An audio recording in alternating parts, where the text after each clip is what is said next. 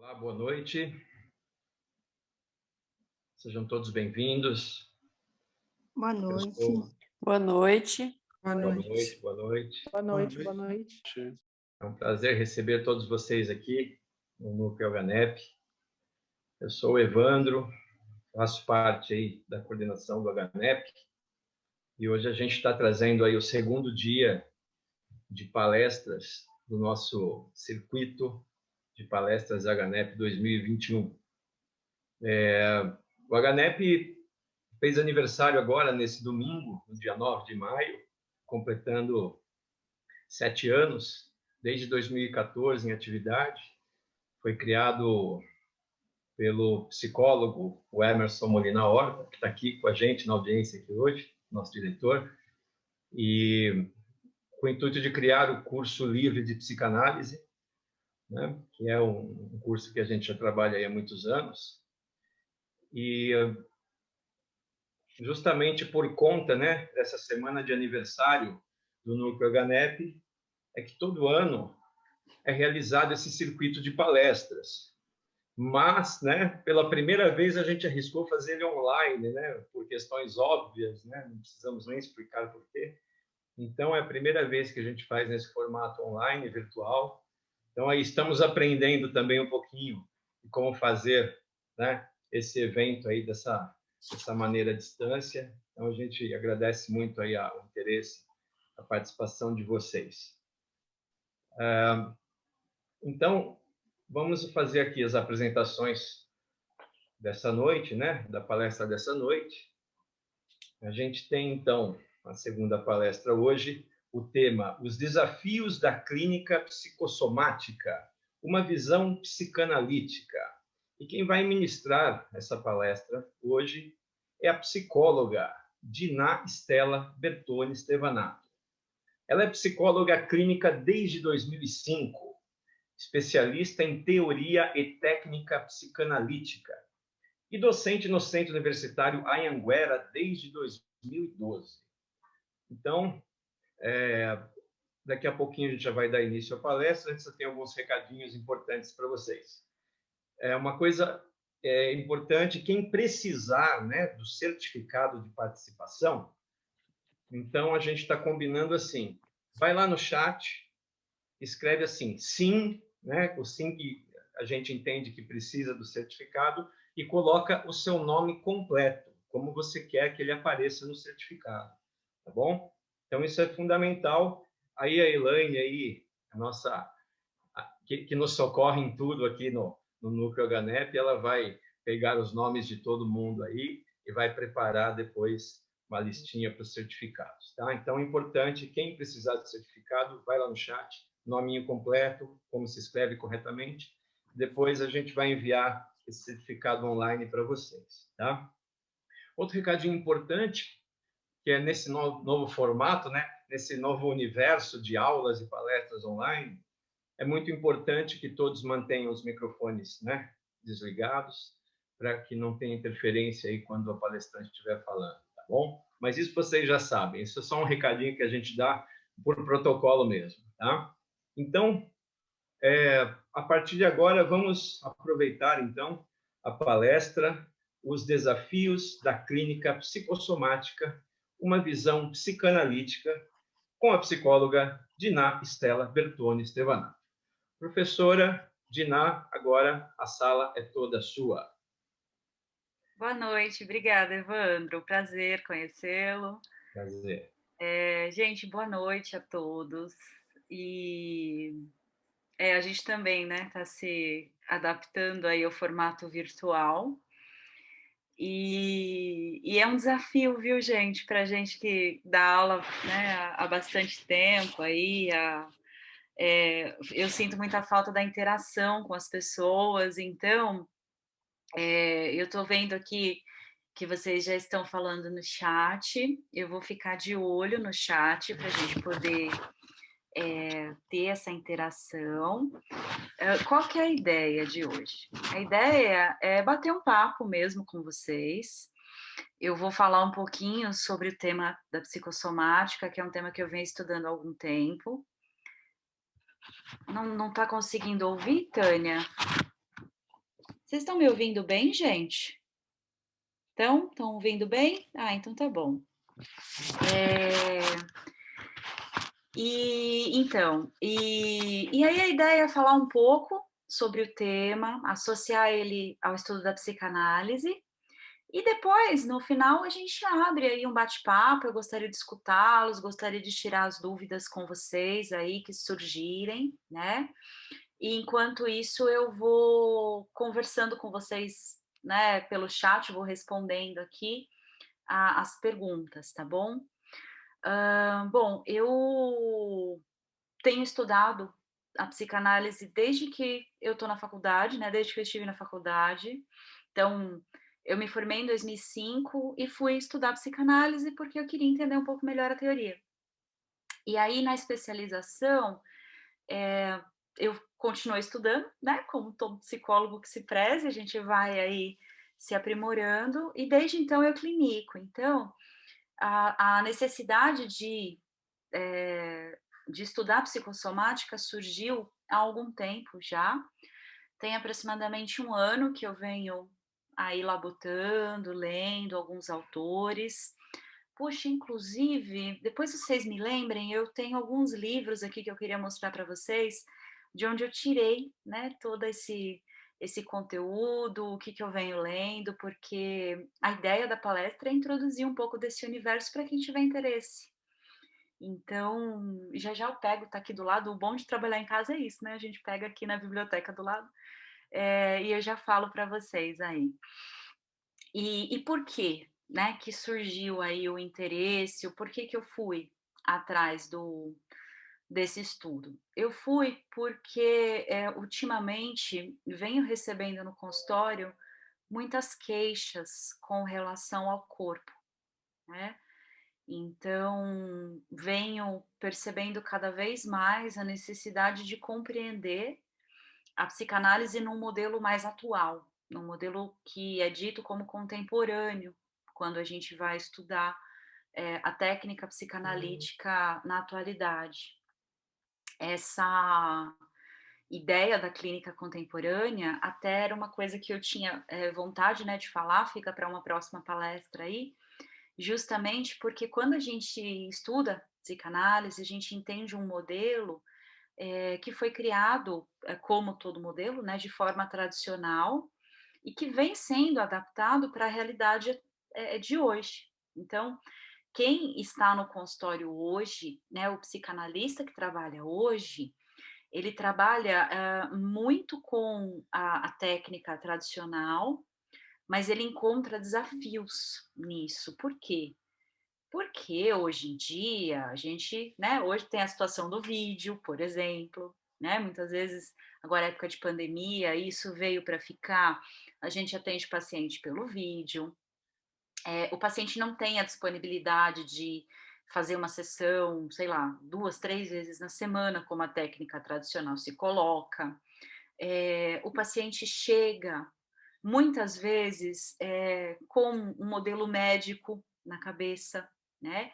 Então, ele vem para resolver o problema dele, ele não vem com uma reflexão, ele não vem com uma ideia, né? Ele vem muito no sentido de se colocar aí, não, olha, resolva o meu problema. Ele vem com uma pobreza de simbolização, de palavra, de linguagem muito maior do que na época dos psicanalistas tradicionais, na época do Freud, né, na época aí de Viena, do final do século XIX.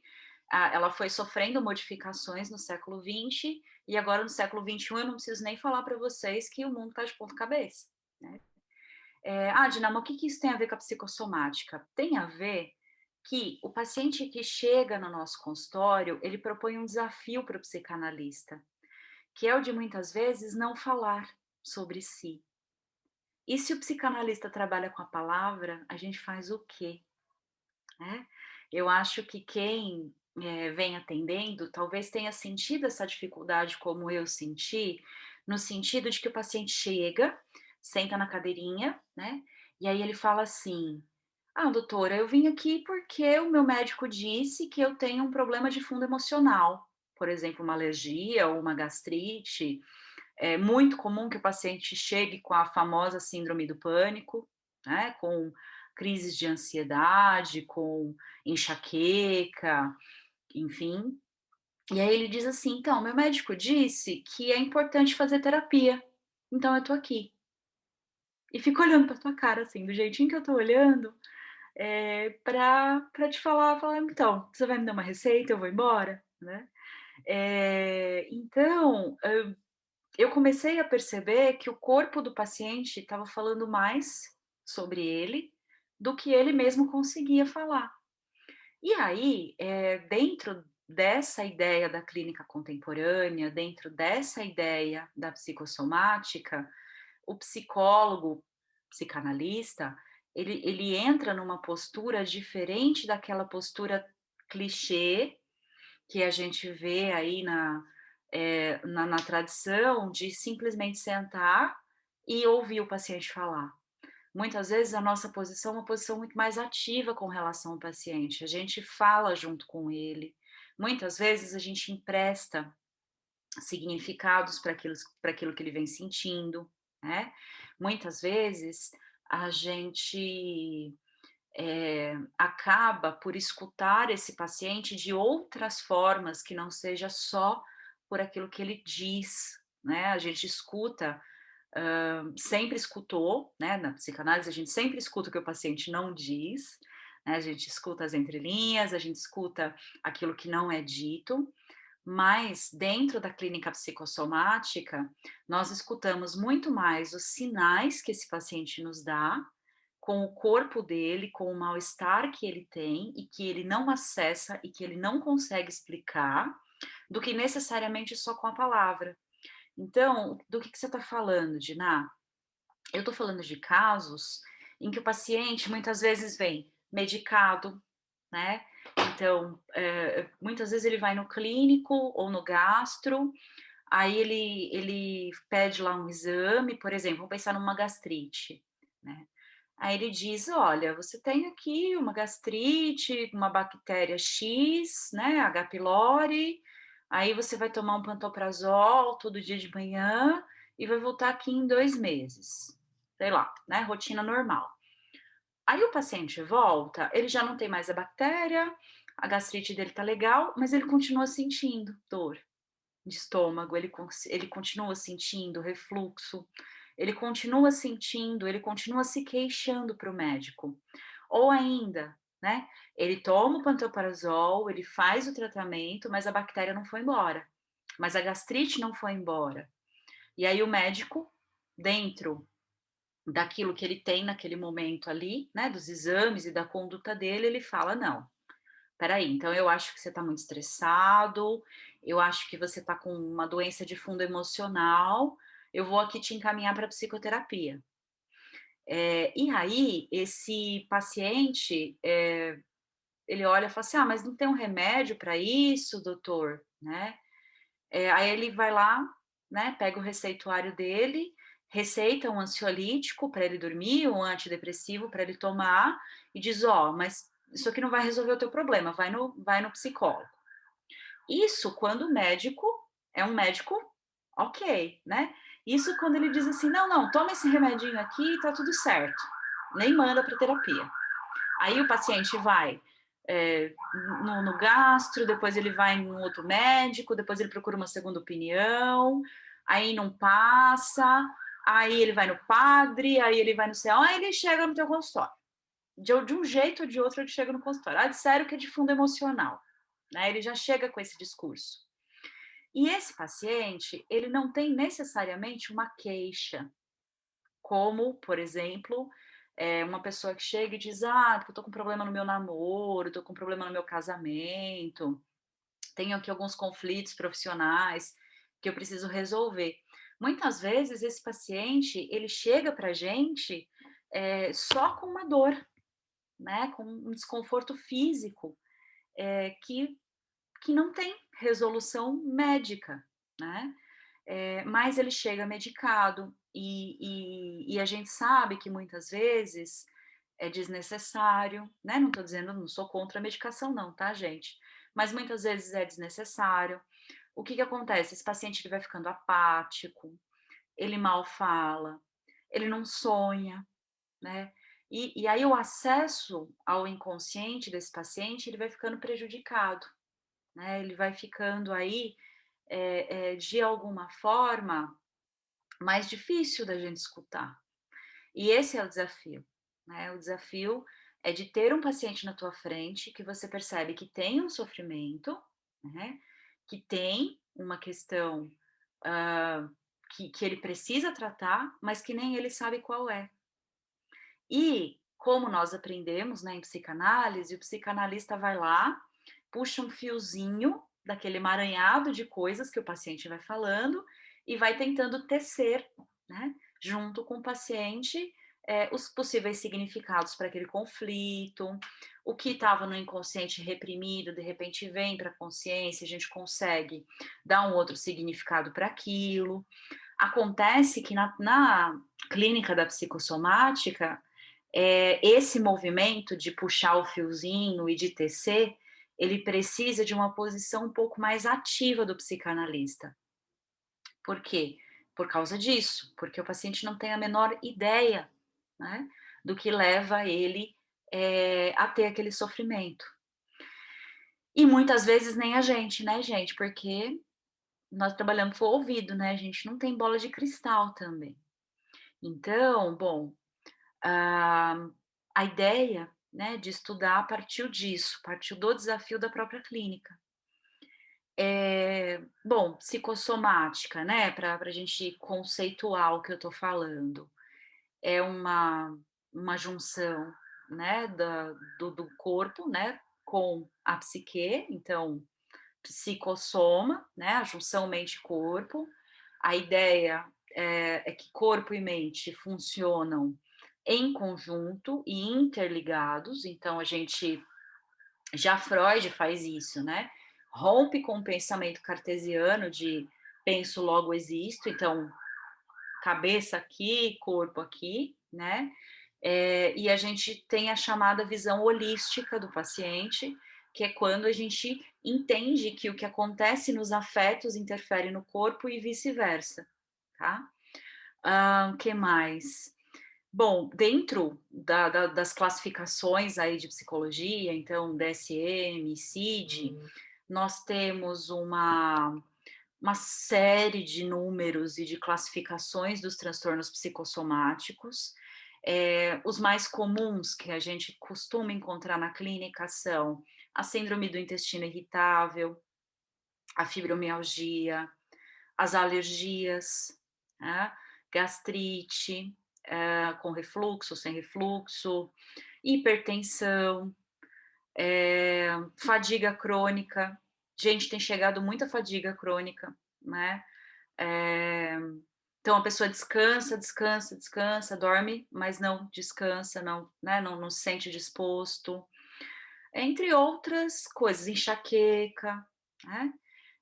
E aí nós temos dois campos. A gente tem aquelas doenças que não são físicas, que não aparecem em exame, como a síndrome do intestino irritável, por exemplo. O paciente faz endoscopia, faz colonoscopia e faz exame e não tem nada, mas ele tem um desconforto abdominal terrível, muitas vezes ele tem diarreia. Isso pensando no campo das doenças que não são diagnosticáveis, fibromialgia, né? Diferente de uma artrite reumatoide que sai no exame de sangue, diferente de uma artrose que sai na radiografia, na ressonância, a fibromialgia, ela não aparece em exame nenhum, é um diagnóstico sintomático, né? De acordo com a fala do paciente, com aquilo que ele traz de desconforto, né? Que muitas vezes está associado à depressão. Então, temos essas que não aparecem nos exames e temos as que aparecem nos exames. Úlcera gastroesofágica, gastrite por H. pylori, gastrite nervosa, a dermatite, né? Então, aparece na pele da pessoa.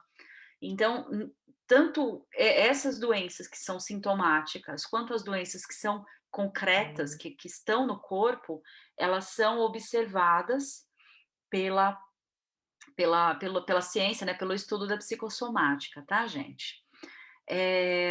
Que mais? Bom, como eu estava falando, esse paciente é um paciente, muitas vezes, de difícil trato, de difícil trabalho. É um paciente resistente ao processo, é um paciente que que acaba sendo medicado com ansiolítico, com antidepressivo, que muitas vezes nem era necessário, mas ele estava sofrendo muito naquele momento e o médico deu, que, portanto, fala menos. É um paciente que fica preso no que a gente chama de significante, né, doente, né, ele precisa de um rótulo para aquilo que ele sente, ele precisa, né, de alguma palavra para descrever aquilo que ele sente. Então, se o médico fala, por exemplo, eu tenho um caso de um paciente com síndrome do intestino irritável. Por muito tempo, ele foi diagnosticado com diverticulite, né, mesmo depois descobrindo que não tinha nada no intestino.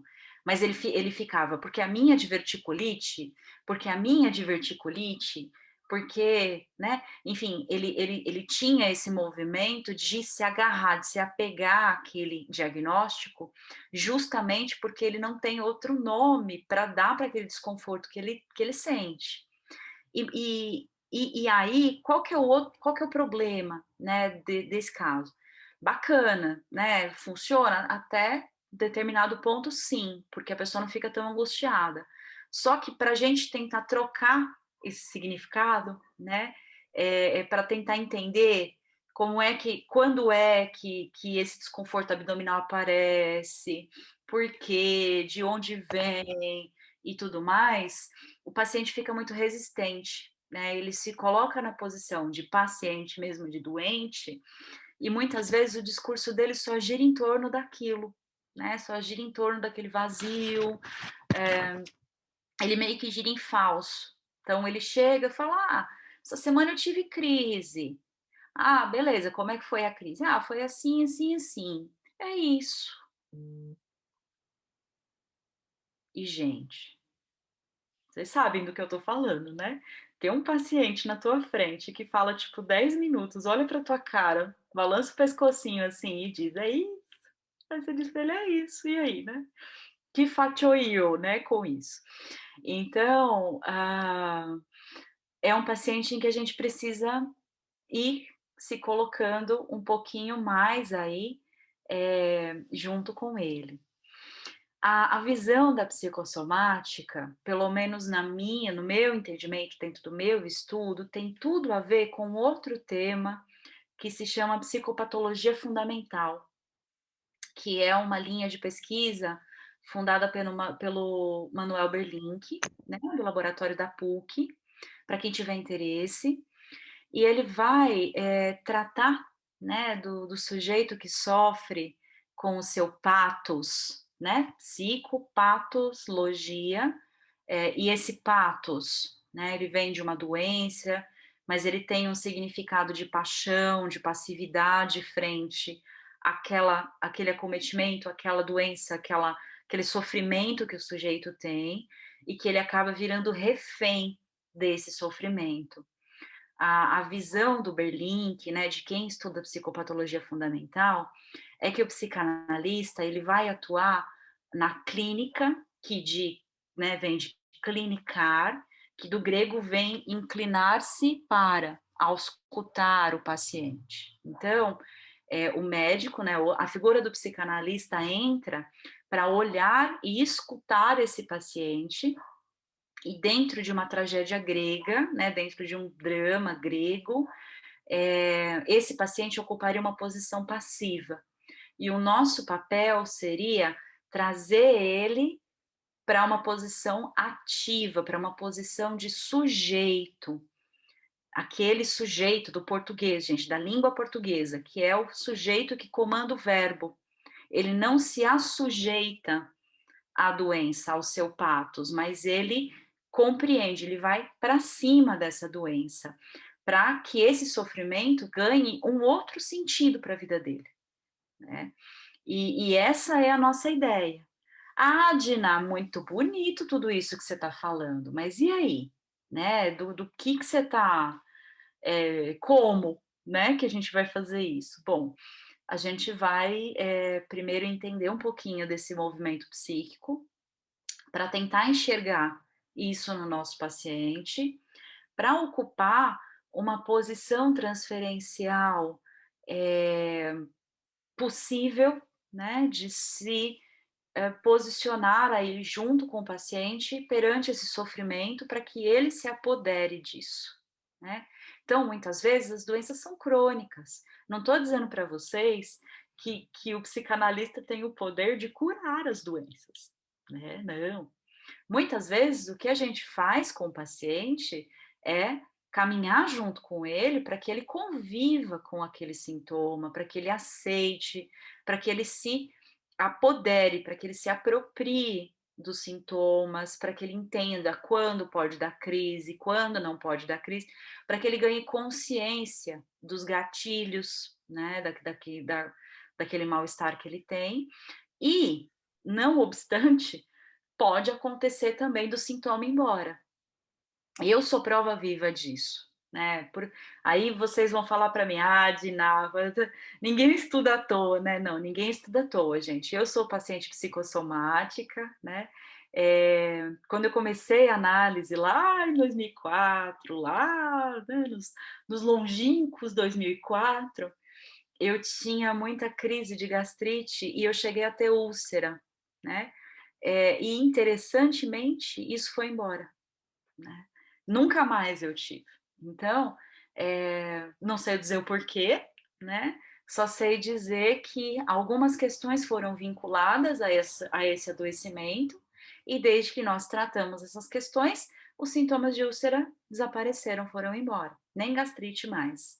Então, quer dizer, não posso firmar com vocês aqui o compromisso de que vocês estudando a psicossomática, vocês terão aí a garantia da cura dos sintomas do paciente, porque não é, né, assim que a psicanálise trabalha, a gente sabe disso, né? Mas de auxiliar essa pessoa, esse paciente, a virar sujeito da própria história, incluindo aquele sintoma que acomete ele. Então, a ideia é essa, tá? Bom, a gente tem aí algumas coisas importantes para a gente pensar dentro disso.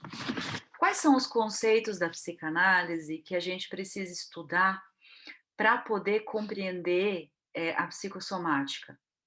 Então, bom, a gente sabe que o Freud lá, né, no final do século XIX, ele muda o paradigma, né, mente e corpo, orgânico e não orgânico, com a teoria da psicanálise, com a descoberta do inconsciente. E ele já vai dizer com as pacientes histéricas dele que não são só os agentes biológicos que fazem uma doença, e nesse sentido ele acaba por criar a famosa metapsicologia freudiana, né? Então, na primeira tópica, ele vai falar do inconsciente, do pré-consciente, do consciente, e na segunda tópica, ele vai criar o aparelho psíquico com o id, o ego e o superego, não é? Ou, como na tradução de hoje, isso, né? Então, quando o paciente diz, é isso, né? Você olha para a cara dele e fala assim, realmente, é tudo isso mesmo, né? Isso, né? Eu e supereu.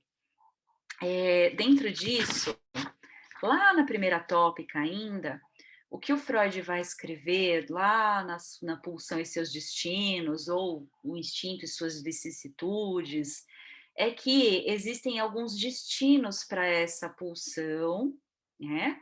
Que acontece lá no inconsciente, então uma marca psíquica, um trauma acontece, existe uma tensão ali que precisa ser descarregada em algum lugar, tá?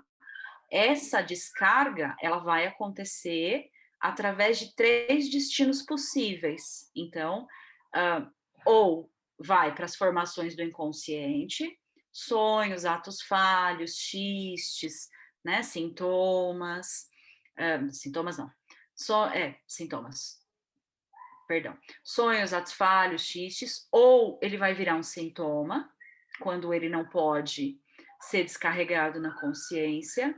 Então, aí ele vai virar uma neurose histérica, uma neurose obsessiva, uma neurose fóbica, né? Ou ele vai ser sublimado, que é quando acontece uma transformação dessa pulsão e ela vira aceitável à consciência e ela é transformada de alguma forma em algo útil. Então, por exemplo, né, um instinto sádico, o cara vira neurocirurgião, vira ortopedista. Por quê? Porque ali ele pode serrar osso, né? Ele pode lidar com sangue, ele pode fazer uma cirurgia cerebral sem necessariamente matar ninguém, muito pelo contrário, ele está salvando vidas. Depois, né, da instinto da pulsão e seus destinos, e também, né, o Freud vai escrever os 3 ensaios sobre a teoria da sexualidade. Depois desses conceitos, ele entra com uma ideia, que é a ideia das neuroses atuais, que é quando essas neuroses não necessariamente são vinculadas aí à infância, por isso atuais. As neuroses atuais seriam, basicamente, as neuroses de angústia e as neurastenias, que são as somatizações, tá, gente? Neurose de angústia, síndrome do pânico, crise de ansiedade, e neurastenia, corpo mesmo, né? Somatização. O Freud, ele vai pincelar sobre isso, e ele vai dizer que não necessariamente isso tem a ver com a história do desenvolvimento sexual da criança. Por quê? Porque, por exemplo, né, se a pessoa, quando ele fala das neuroses de guerra, né, a pessoa volta da guerra cheia de sintoma físico. Por quê? Porque ele pressupõe que existe uma tensão gerada que é muito grande e que não tem para onde se descarregar essa tensão, e a tensão é descarregada no próprio corpo. E que isso não necessariamente tem a ver com a história pregressa do sujeito, que isso pode estar relacionado a um assalto que a pessoa sofreu, pandemia, né? A própria guerra, né? As próprias neuroses de guerra. Então, o Freud vai entender que, para além da histeria, né, que é um outro estudo, quando o sujeito é acometido por uma angústia muito grande física ou uma doença física, esse sujeito sofreria de uma neurose atual. Que mal sabia Freud que é atual mesmo. Por quê? Porque hoje nós temos aí muita gente com sofrimento no corpo, cada vez mais, né? Não precisa nem ser na clínica, gente, é só olhar aí na casa de vocês, né? Os coleguinhas de vocês, tremor, sudorese, terror noturno, pesadelo, insônia, né? Assim, várias coisas que acometem o corpo. E que depois disso, né, os pós-freudianos, então, o Pierre Marty, a Joyce McDougall, para quem tiver interesse dentro do campo da psicossomática, é uma referência, o próprio Ferenczi, né, que também é pós-freudiano, aí, contemporâneo, pós-freudiano, vão entender que existiria uma carona, né, que os nossos sintomas neuróticos pegariam aí nessas situações atuais. Então, essas situações atuais rememorariam traumas do desenvolvimento infantil. Então, pode ser algo atual que não tem a ver com a história do sujeito? Pode. Mas também pode pegar carona com o passado e o desenvolvimento desse sujeito. Que mais? Gente, por enquanto tá tudo bem? Tô falando abobrinha, vocês têm dúvidas? Pode continuar, tá beleza? Beleza. Bom, o que mais que a gente precisa entender, então? Depois, né, os psicanalistas, eles vão compreender aí que, assim como na psicose, existiria um quarto destino para a pulsão. Qual seria esse quarto destino? O quarto destino seria a psicose, seria a foraclusão. O sujeito não tem uma representação psíquica para aquilo que ele sente, para aquele afeto. Então, só relembrando, né, gente? Porque muitas vezes a gente vê isso na faculdade ou no curso e depois não vê mais e esquece. Psicanálise consiste basicamente, né? O nosso trabalho consiste basicamente em ter uma representação de coisa, que é um afeto, uma pulsão, algo que precisa ser nomeado na consciência ou na pré-consciência para que essa tensão seja descarregada. Então, a gente tem um link que é feito, certo? Muitas vezes, esse link não é possível por conta da censura, por conta da repressão, e aí esse afeto, né, essa representação de coisa, acaba virando um sintoma, um sonho, algo para tentar ser simbolizado, para tentar deixar de atrapalhar a vida desse sujeito. Quando isso não acontece, a gente tem a chamada foraclusão, que é quando o sujeito expulsa aquela tensão do aparelho psíquico dele e não tenta representar isso com nenhum desses recursos que eu trouxe para vocês, certo? Então, ele rompe com a realidade, ele foraclui, aquilo vira um delírio, vira uma alucinação, vira um outro processo psíquico. Pois bem, na teoria da psicossomática, é sobre esse quarto destino que a gente estuda. Dina, mas você está falando para mim que o paciente psicossomático é psicótico? Quase lá. Por quê? Porque a gente tem um afeto concreto, né? A gente não tem uma metáfora quando a alergia do sujeito aparece. A gente tem algo da ordem do real, a gente tem algo que não foi simbolizado, que não encontrou um representante psíquico, um símbolo, uma representação de palavra para aquele sintoma. Então, a Joyce McDougall, né, os estudiosos aí sobre a psicossomática vão dizer que esse paciente está entre a neurose e a psicose. Ou seja, o paciente pode ser um paciente neurótico, né, diagnosticado, assim como, né, a gente pressupõe que é, né, uma neurose histérica, uma neurose obsessiva, mas quando aquele afeto é insuportável, quando aquela tensão psíquica é muito grande, é como se o psiquismo dele não conseguisse digerir aquilo. E aí ele ejeta do aparelho psíquico direto para o corpo, sem nenhuma simbolização, sem nenhuma representação. Então, ao invés de virar um delírio, ao invés de virar uma alucinação, e justamente para o paciente não vir a surtar, justamente para o paciente não romper com a realidade, para ele conseguir suportar aquele afeto, ele faz um sintoma físico. Entende? Pois bem, a pessoa é ajustada socialmente, é neurotizada, tá? Tudo certinho. Só que no consultório, quando a gente olha para esse paciente, muitas vezes o que a gente vê, e aí é um outro conceito muito estudado, e para quem tiver interesse,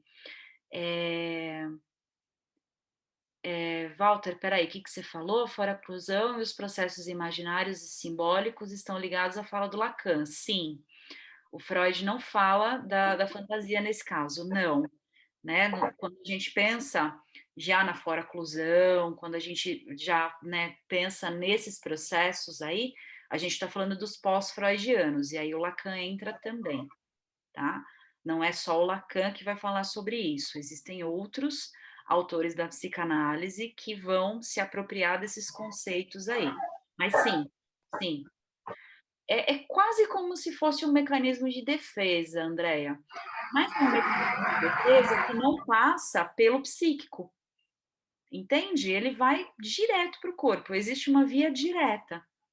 E esse afeto, ele fica como se encapsulado dentro de determinado órgão, dentro de determinado lugar do corpo, em que o paciente não acessa, ele só sabe que dói, né? E que ele sofre com isso. Ele vira refém daquilo, né? Então, bom, dentro desse conceito, o que a gente pode pensar? E aí, o que a gente tem, né, seria um narcisismo, e aí conceito do próprio Freud, tá? Voltado mais para os processos primários.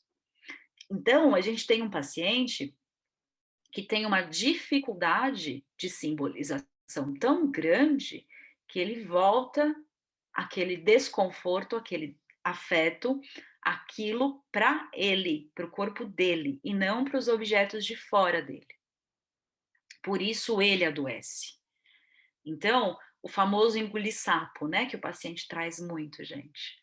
Ele vai querendo matar alguém, mas ele vai engolindo aquilo, ele vai, de alguma forma, se colocando aí como passivo diante das situações, e ao invés dele descarregar, né, na pessoa que está do chefe, ao invés dele trazer de alguma forma aí, isso para o símbolo, pelo menos dizer para o analista que ele quer matar o sujeito, o processo narcísico dele é tão primitivo, é tão primário, que ele acaba por voltar para ele isso, essa agressividade.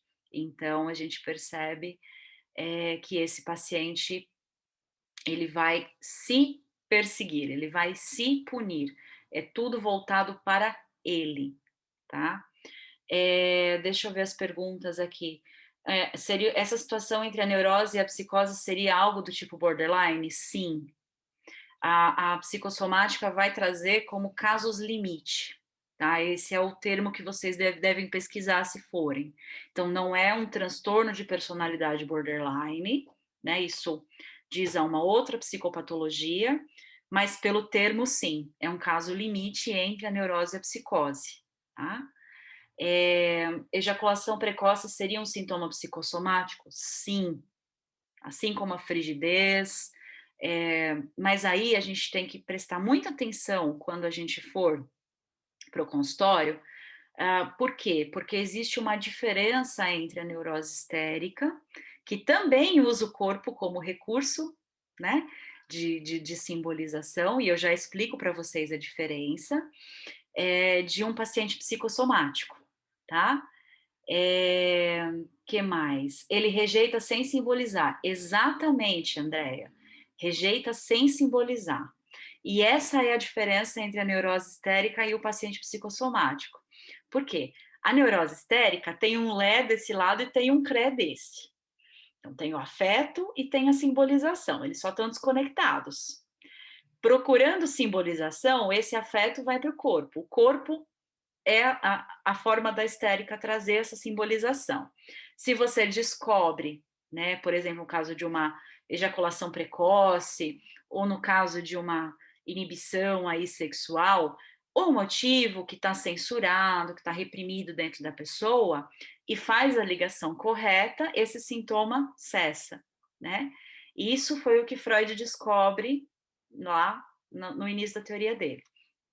Na psicossomática, o problema é que esse Lé, ele não tem necessariamente um CRE no imaginário, no simbólico. Ele não existe uma representação compatível para ele. A gente precisa criar. Assim como na clínica das psicoses, entende?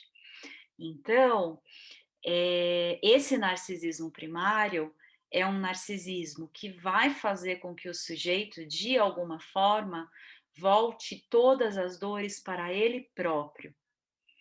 E o que a gente faz no consultório?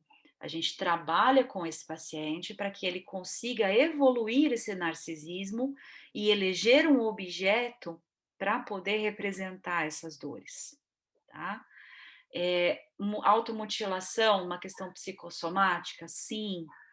A questão é que na automutilação existem outros processos que a gente precisa pensar que também é de uma dificuldade de simbolização para o corpo, mas que é o próprio sujeito que faz isso de forma consciente. Na somatização, o processo é completamente inconsciente. A pessoa não necessariamente se apropria do que está fazendo. Tá? Assim como anorexia, compulsão alimentar também entram nesses quadros, gente. Então, bom, Andréia, não sei se seria o mártir segundo Jung, eu não entendo muito da teoria junguiana, mas a gente pode pesquisar, né? Depois, se você quiser, a gente volta a falar sobre isso. As alergias, a mesma coisa, Ricardo. nós temos aí quando, né? E aí o legal da psicossomática é justamente isso, gente, porque a gente vai percebendo, não é que tem receita, tá? Não tem receita, cada discurso é um discurso. Mas a gente vai percebendo que existem afetos muito semelhantes aí dentro da clínica. Então, por exemplo, agressividade. Agressividade é algo que normalmente está associado às doenças gástricas e que normalmente está associado às neuroses obsessivas, por exemplo, né? Então, trato gastro, afta, úlcera, gastrite, síndrome do intestino irritável. No caso das alergias, pelo que eu venho estudando, e também já tive a oportunidade de atender paciente com problema de dermatite, o paciente tem uma questão de contato, né? Ele não gosta muito da ideia da pegação. Não que hoje a gente consiga fazer isso, né? De dar a mão, de dar beijinho e tal. Mas esse paciente normalmente não chega perto de você. Ele tem uma proteção. A obesidade mórbida também vai muito relacionada a essa defesa do próprio corpo contra o olhar do homem, o olhar da mulher. Então, a gente vai pensando aí em situações em que o paciente tem afetos que quase chegam à consciência, mas aí muitas vezes você diz para ele diz: não, mas eu sou uma pessoa tão calma, mas eu sou uma pessoa tão, nossa, tão amável, como é que você está dizendo que existe um cara agressivo dentro de mim? Ele não linka, ele não relaciona com isso. Então, dentro aí da concepção da psicossomática, é esse o nosso desafio. O nosso desafio é trazer para o paciente uma possibilidade simbólica para aquele sinal que ele vai compartilhar com a gente. Por que sinal? Vou dar um exemplo. O paciente, quando ele tem, né, alguma questão psicossomática, ele não traz assim para você: ah, porque eu briguei com meu pai e aí nós nos agredimos e nós falamos e nós isso e nós aquilo, e é como se fosse uma, sei lá, uma porrada na minha cara. Ele não vai falar isso. Por exemplo, eu tenho uma paciente que é fibromiálgica e ela traz assim, numa fala, uma fala, né? Não, Dina, olha, e aí o meu pai estava falando e de repente ele fez assim. Aí eu olhei e falei, ele fez assim? Né? Tipo, o que você quer dizer com isso? Ela falou assim, foi a única forma que eu encontrei de te dizer como eu me senti com aquilo que ele estava me dizendo. Então, veja, não é que o pai bateu nela, mas a forma como ela estava ouvindo aquele afeto foi discriminada nesse ato. E esse ato aqui, ele não está simbolizado, ele é um sinal. E aí, muitas vezes, cabe a gente tentar emprestar algum significado para esse ato, para que o paciente possa processar isso, né? Então, é muito comum, né, que o paciente tenha rituais, né, dentro do consultório, que o corpo dele fale de alguma maneira que não necessariamente a gente espere uma simbolização dele. Muitas vezes a gente precisa dizer, mas o que é isso, né? É, como, por exemplo, esse ato, quer dizer, ela estava falando de algo, de um impacto muito forte, que é justamente a questão da fibromialgia, né? É uma dor de impacto, é uma dor do andar, é uma dor do se mexer, é uma dor de mudar. E essa paciente também tinha muitas questões com mudanças. Então, cada vez que uma mudança de tempo, de casa, de emprego acontecia, vinha a crise fibromiálgica. E a gente vai apontando isso para o paciente. Por quê? Porque a ideia é apresentar recursos simbólicos e muitas vezes a gente empresta os nossos. Por isso que eu falo que a posição é mais ativa nesse momento, justamente para que a gente consiga, de alguma forma, ajudar o paciente a encontrar um símbolo possível e plausível para aquilo que ele sente. Que mais? Bom, então são pacientes que, apesar, né, de um funcionamento neurotizado, traz aí uma parte da personalidade mais psicótica, menos simbolizada, mais concreta. Muitas vezes esse paciente fala em ato, que é o que a gente estava falando agora. Muitas vezes a nossa visão para esse paciente, não que seja só para esse paciente, né, gente? Porque quando a gente fala em psicanálise, a gente enxerga o paciente, a gente tenta enxergar esse paciente como uma criança, né? É o infans falando, é o infantil falando. Mas dentro dessa abordagem, a gente olha para essa criança e a gente tenta, assim como uma figura materna, assim como a gente aprende, né, na teoria freudiana, na teoria lacaniana, na teoria kleiniana, em qualquer teoria da psicanálise, a gente vai entender que essa mãe é a mãe que vai processar, que é a mãe que vai ajudar esse bebê que é autoerotizado, que está no narcisismo primário, a nomear os seus desconfortos. Então, a mãe chega e diz: não, é fome, não, isso é cólica, né? Vamos fazer aqui a ginastiquinha na perninha do bebê. Quer dizer, a mãe, ela vai contendo aquele ser com o simbólico dela, né? Com a personalidade dela, para que essa criança consiga minimamente se estruturar narcisicamente para poder dirigir esse narcisismo para os objetos de fora. E muitas vezes é isso que a gente faz no consultório, tá? É nesse papel transferencial que a gente entra. Por quê? Porque a gente está diante de uma forma arcaica de funcionamento mental. Ela não tem linguagem ainda, entende? Quando um adulto representa inconscientemente aí os seus limites corporais como mal definidos, então, quando ele não se apropria do corpo dele, quando ele está refém desse sintoma, muitas vezes nós precisamos auxiliar ele a digerir, a elaborar essas experiências afetivas para que ele não tenha uma explosão psicossomática, tá?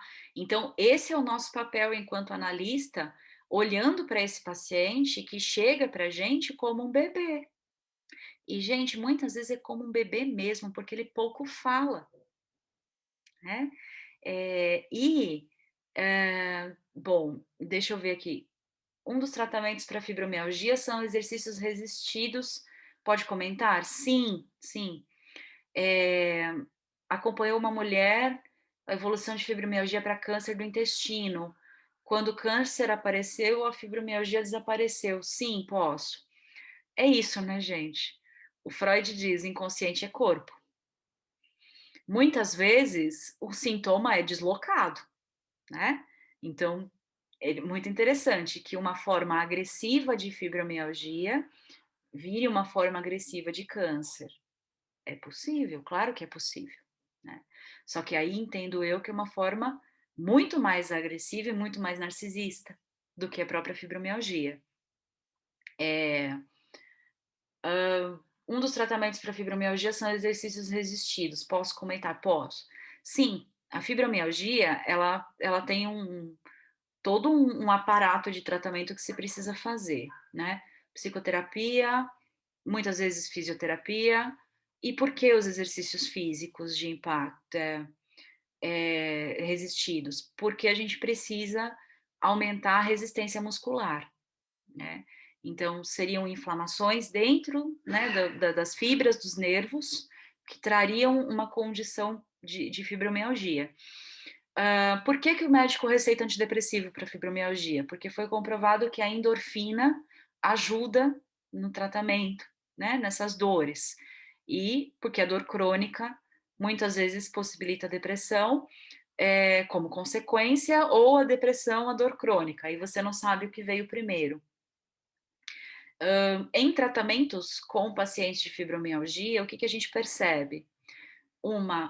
A resistência à mudança, como eu trouxe para vocês, essa fraqueza, né, essa dor, ela normalmente melhora com massagem, o que remete a isso que eu estou dizendo para vocês, do toque da mãe, do nomear os afetos, do trazer o corpinho do nenê para, né, para um símbolo ali, para um corpo imaginário, né?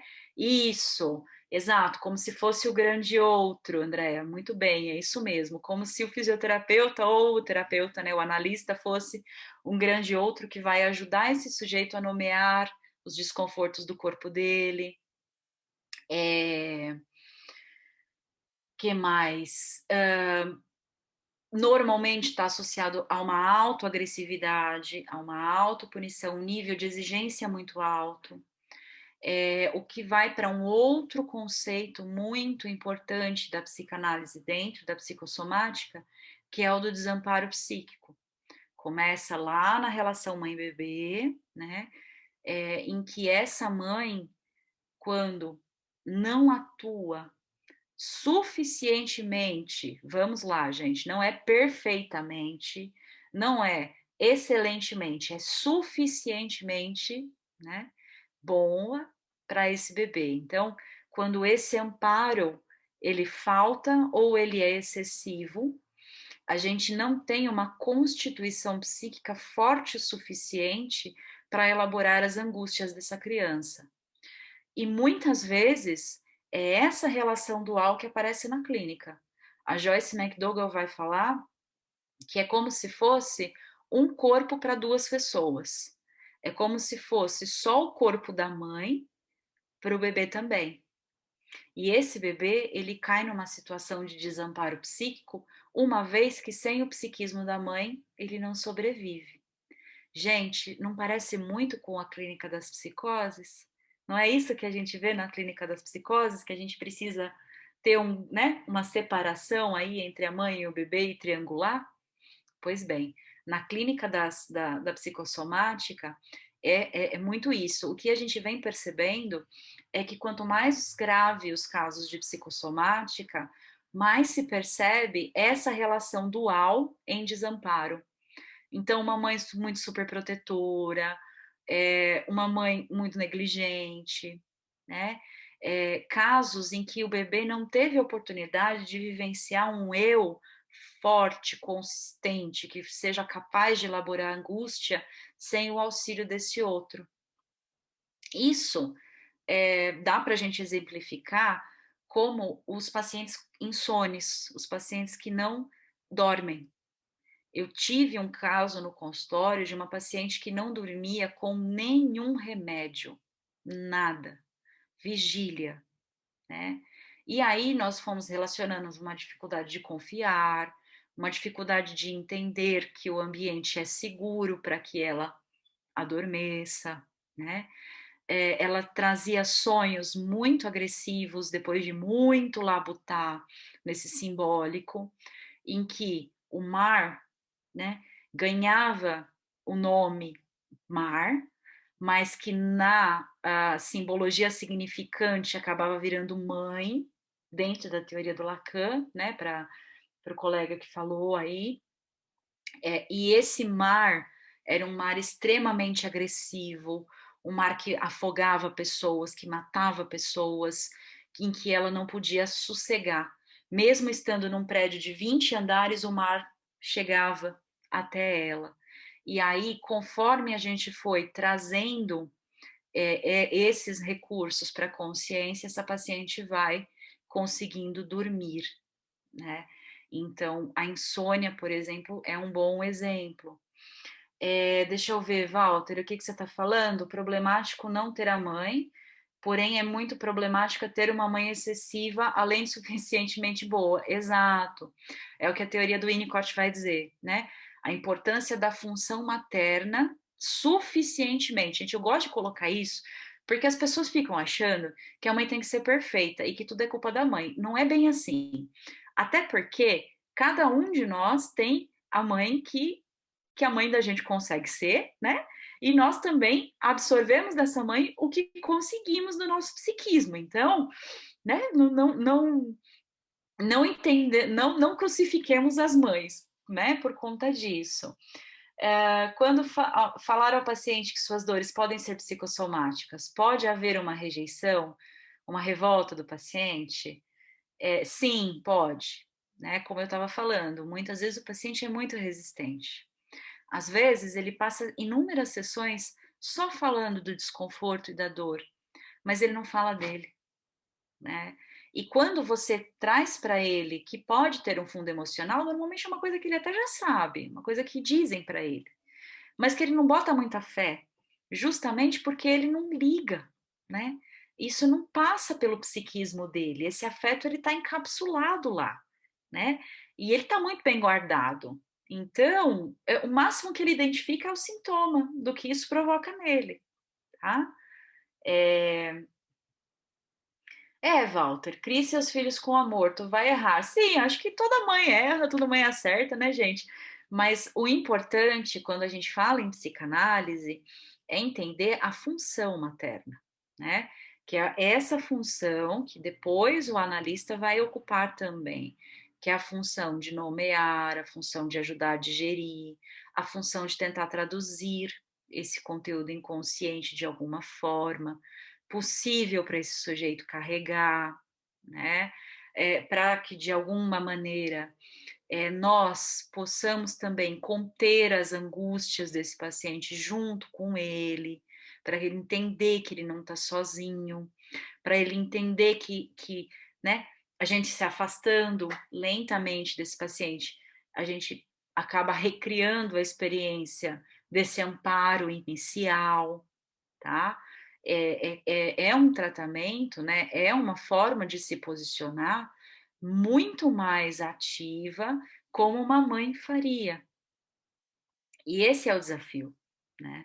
O desafio de ocupar essa posição transferencial e de criar um vínculo com esse paciente e de ter a paciência, né? De que esse paciente tem o tempo dele, de que esse paciente tem a forma dele processar as coisas, que muitas vezes essa transferência pode ser projetiva no sentido dele atacar, dele chegar, por exemplo, que é muito comum. Olha, já tem, sei lá, 6 meses que eu tô vindo aqui, eu falo, e nada acontece, doutora. Eu acho que tá errado isso aí. Eu acho que eu preciso procurar um outro médico.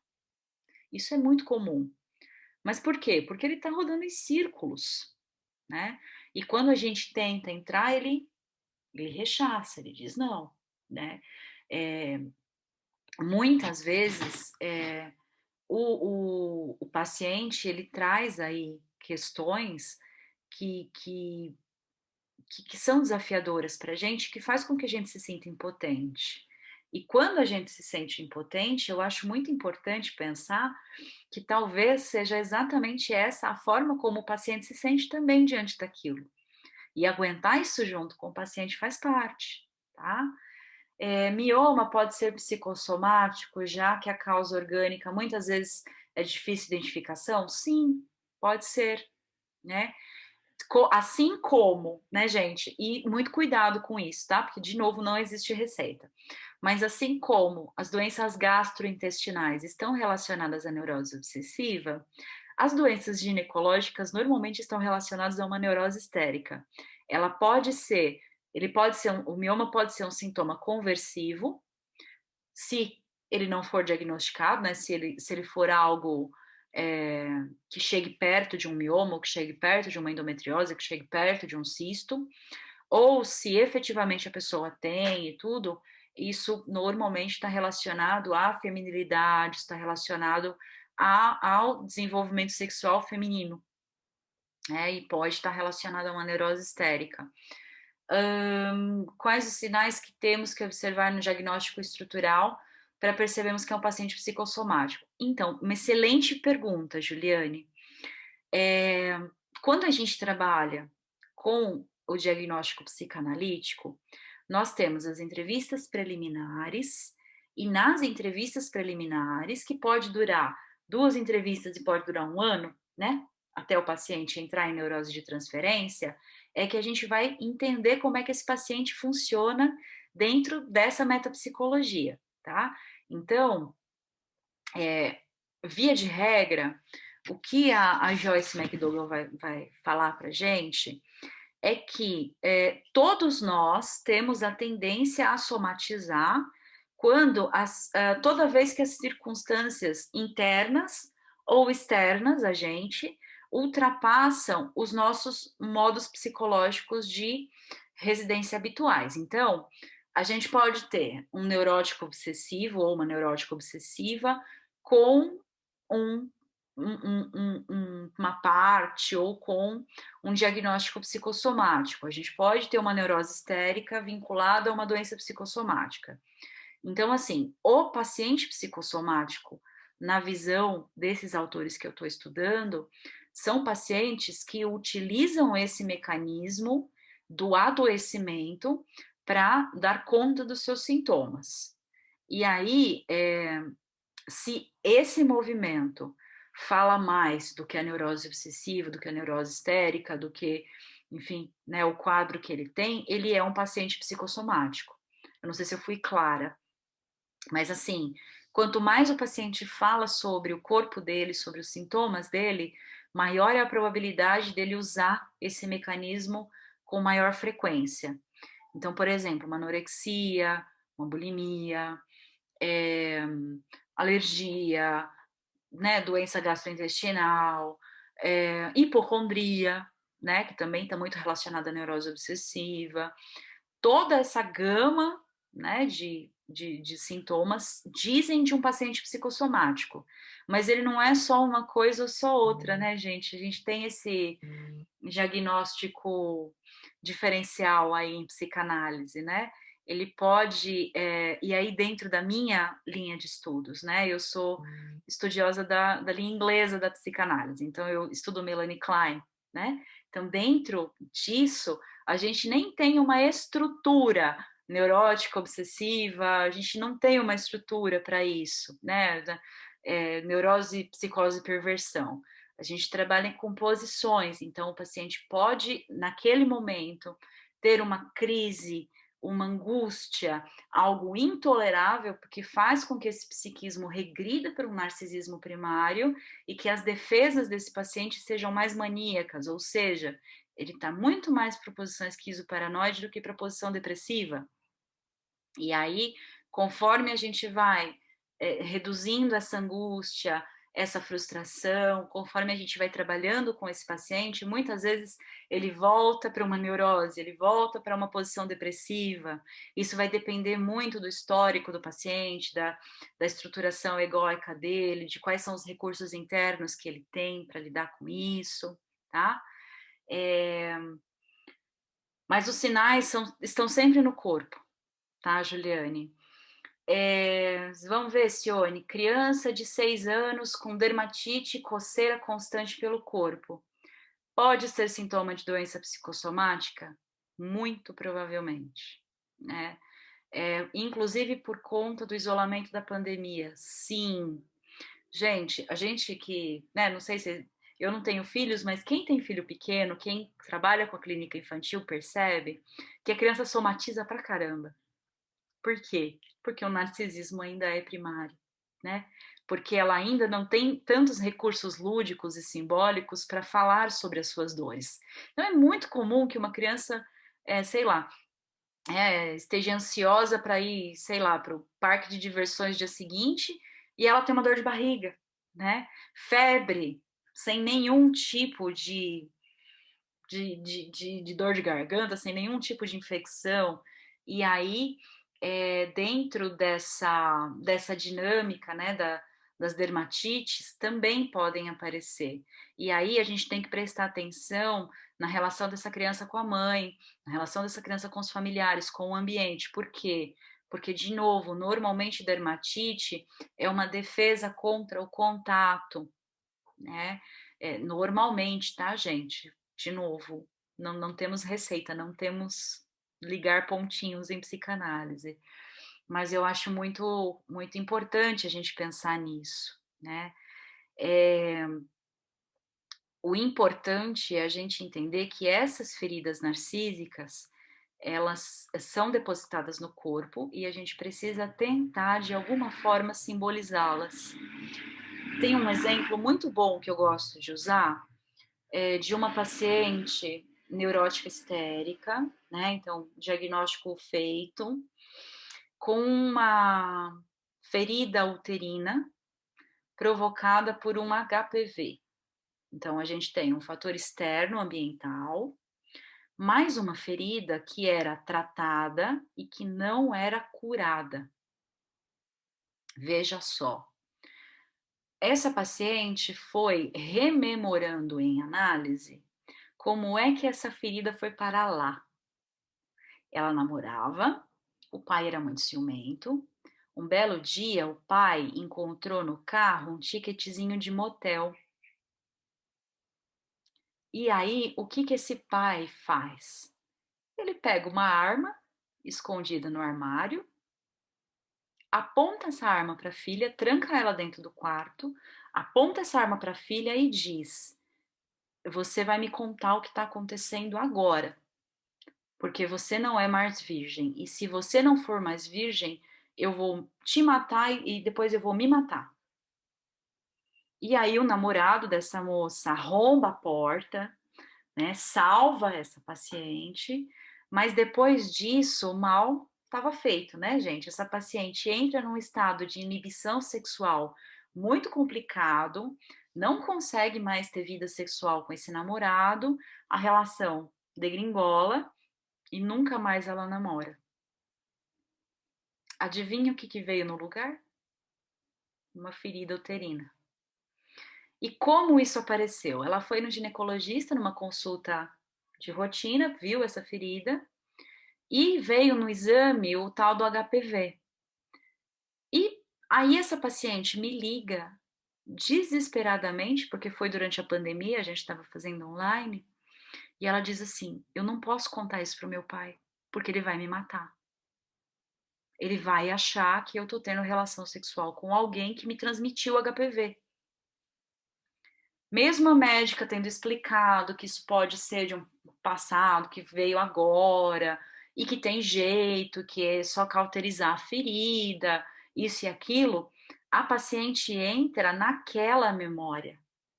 E aí a gente consegue resgatar esse trauma, tratar essa ferida simbolicamente, do quanto ela tinha medo do pai, do quanto ela tinha raiva e ao mesmo tempo tinha amor, e ao mesmo tempo tinha medo, e tantas outras questões afetivas, até que finalmente essa ferida fecha. De novo, não é a cura. Por quê? A gente ainda está em processo, né, gente? Ainda existe aí, de alguma forma, o sintoma, e esse sintoma vai existir muito provavelmente para o resto da vida dessa paciente. Mas a forma dela lidar com isso já muda. Ricardo, como lidar com essa situação de contato social com a reclusão? Então, o que a gente vem percebendo é que os pacientes vêm trazendo cada vez mais sintomas físicos de ansiedade, de angústia, enfim, né, de falta de ar, né?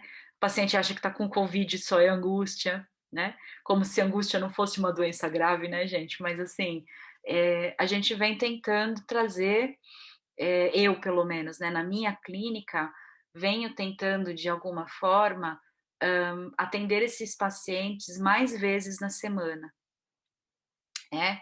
Porque assim, no consultório convencional, às vezes tem trânsito, trabalho, às vezes tem uma série de coisas que o paciente não consegue, né, gente, mais de uma vez por semana no consultório.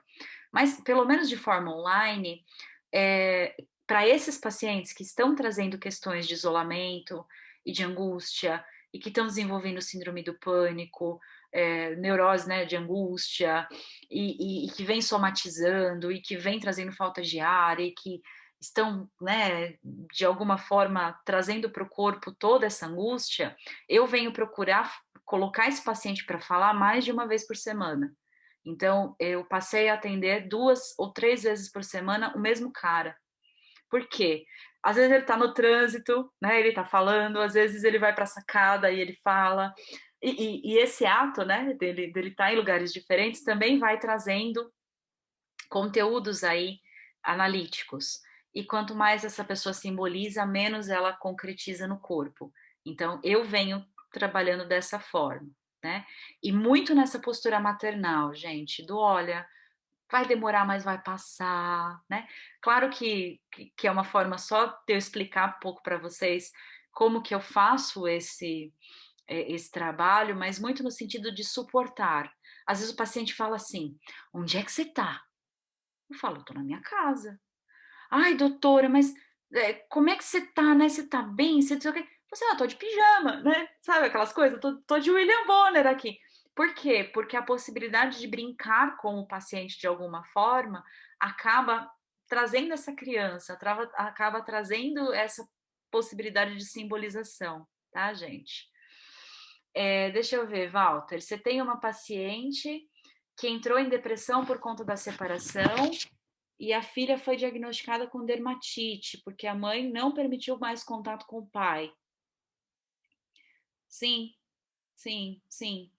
Pedi à mãe que restaurasse o contato com o pai e a coceira cessou. Perfeito. Percebe como, às vezes, é o que o Freud coloca, é uma neurose atual, né? É algo que diz desse momento, né? E que a gente vai entender quando todo mundo estiver vacinado e a gente poder voltar à vida normal, se era neurose atual ou não, por exemplo, né? As faltas de ar, as crises de ansiedade e tudo. No caso da paciente. A minha clínica é no AVC, eu atendo no centro de Santo André, né? Ali na Genor de Camargo, junto com o Alê, né? Vocês conhecem o Alê, o professor, o Alexandre Canesso, a gente está junto lá no espaço, né? E agora a gente atende de casa também, né, gente? A gente atende aqui no modelo online também, o que tem sido desafiador, mas tem sido bem bacana também. Bom, gente, então eu fui falando, mas o mais importante aí para vocês entenderem. Deixa eu pegar os livros, já venho, peraí.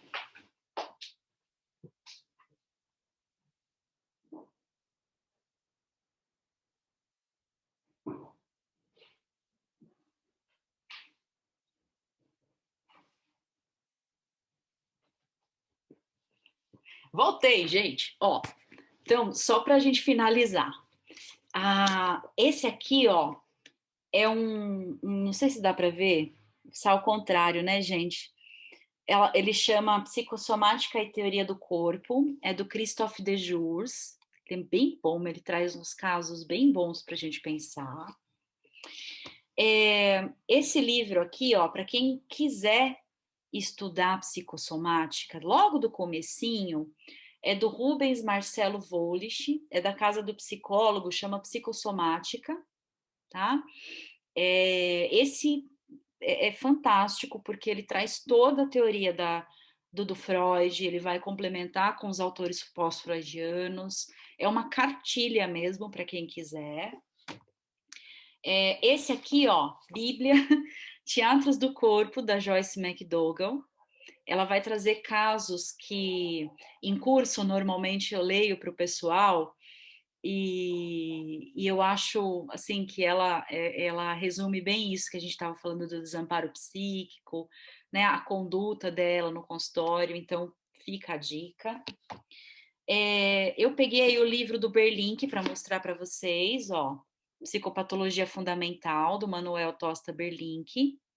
Edna, esse é o que tem o caso do Bob, né? É que a Edna fez um curso de psicossomática comigo e a gente leu o caso do Bob e ela está impactada com o caso do Bob até hoje. Numa próxima eu leio para vocês e aí vocês vão entender quem é o Bob. Esse aqui, ó, chama Psicanálise e Psicossomática. Esse aqui, ele é muito menos teórico e muito mais prático. Ele é dos organizadores da editora Escuta, da clínica lá do SEDES. Então, ele vai trazer casos de pacientes atendidos pelo núcleo de psicossomática do SEDES. Então, ele fala bastante da prática, muito dessa posição do analista, dos desafios e de tudo mais. E para finalizar, esse outro livro aqui da Joyce McDougall, que chama Teatros do Eu, ele também vai trazer não só a psicossomática, né? Ele vai trazer um pouco da experiência clínica dela, mas ele tem alguns capítulos que falam sobre a psicossomática psicanalítica, gente. Deixa eu ver, teve mais gente aqui, a gente ainda tem um tempinho. Gente, obrigada pelo gostinho de quero mais, quem sabe, né? A gente não fala mais sobre isso, eu adoro o tema. Deixa eu ver, Carlos Júnior. Já não cabe mais um homem assim nos tempos de hoje. As escolhas sexuais são opcionais, a eles ou a elas. Falo com minha filha e converso sobre sexo. Bacana, você está falando sobre o caso da minha paciente, né? Que é uma história complicada, né? O pai dessa paciente tem sérios problemas psicológicos, né? A gente tem aí um contexto bem peculiar nesse caso, mas eu concordo contigo. Caso do Bob, obrigada, parabéns, legal. A Edna não superou o Bob. Gente, só para vocês entenderem, o Bob era um paciente psicossomático que tinha uma mãe dessas muito, né, super protetora e ele acaba cometendo suicídio aí dentro do quadro dele, né? Então, é por isso que a Edna tá nessas. Juliane, meu amor, quando tiver eu aviso, eu prometo, curso de psicossomática. Quem sabe a gente não faz algo aí com o HNEP também, né? De repente é uma ideia. TCC sobre psicossomática. Olha, Tânia, depois aí, se vocês quiserem, me achem nas redes sociais, me procurem. Eu posso dar dicas para vocês, posso, né, pelo menos falar o que eu estou lendo aí sobre o caso, né, se eu puder ajudar. Não é a minha especialização, tá, gente? Eu estou criando um pré-projeto de mestrado para isso, estou indo por essa via, mas por enquanto eu estou lendo e passando o que eu estou lendo para vocês, tá? Mas eu super me disponho a pelo menos informar o que eu ando pesquisando. Eu acho que é isso, gente. A gente tem aí mais 10 minutinhos, né? Se mais alguém quiser fazer alguma pergunta. Eu sei que é um tema muito amplo para a gente falar numa palestra. Na verdade, a ideia era mesmo apresentar para vocês, era poder contar um pouco para vocês dos meus desafios. Liz, eu até tenho uma página, mas eu não alimento ela. Eu tenho uma no Facebook, mas ela tá meio parada lá. Mas o meu perfil pessoal, eu vivo colocando coisas também, né? É, Posso enviar, talvez. Só não sei como eu posso fazer isso, Walter. Só se eu passar para as fotos dos livros para a Elaine, né, da GANEP, é uma ideia. Evandro, não sei que. Evandro. Sim, sim. Acho que é um caminho legal. E a Elaine encaminha para quem Né? quiser. Aí encaminha para o pessoal para poder ter aí a indicação dos livros. Terminando a palestra, eu já tiro foto e já posto, tá? Edna, qual que é a pergunta? A estafa mental crônica pode estar ligada ao luto não trabalhado? Sim, pode. Síndrome de burnout, doenças relacionadas ao trabalho, tá, gente? LER, né? Sim, pode estar relacionado. Enfim, gente, tudo aquilo que envolve o corpo e que não tenha necessariamente uma conversão histérica, né, que é o que a gente aprende na clínica da psicanálise, é clínica da psicossomática, né? E que todos nós estamos sujeitos a fazer, tá, gente? Justamente porque, né, uns mais, outros menos aí. Evandro, acho que é isso, né? Acho que eu consegui aí de alguma forma falar e Pelos comentários, né? Acho que todo mundo gostou da palestra, foi muito bom. Em nome do Emerson, nosso diretor, e todo o Núcleo HANEP, agradeço muito, professora, sua participação. Muito boa palestra, né? Até a gente pode ver isso pelos comentários, tá? É um tema muito interessante. Inclusive, esses livros essas capas que você vai mandar para a gente pode publicar também nas nossas redes sociais, do nosso Facebook, nosso Instagram, a gente, inclusive como indicação sua de leitura, a gente já pode fazer isso. Fica legal, fácil para todo mundo ter acesso. Né? bom, muito bom. Eu que Legal. agradeço, gente. É muito gostoso poder compartilhar com vocês a minha experiência. De novo, fica para uma próxima aí para a gente falar mais. Obrigada. Obrigada do Perfeito. convite, Evandro. Muito obrigado a todos. Quem não colocou o nomezinho Obrigada, aí, viu? coloca para ter o certificado, quem precisar, tá bom? E agradeço muito aí a participação de todos. Encerramos assim nossa segunda noite do Circuito de Palestras HNEP 2021 e a gente termina amanhã a nossa última palestra aqui a partir das 19h30. Agradeço muito mais uma vez e quem quiser depois acessar o Facebook, o Instagram ou mesmo o canal do YouTube é Núcleo HNEP, tá? Núcleo HNEP é para acessar as nossas redes sociais.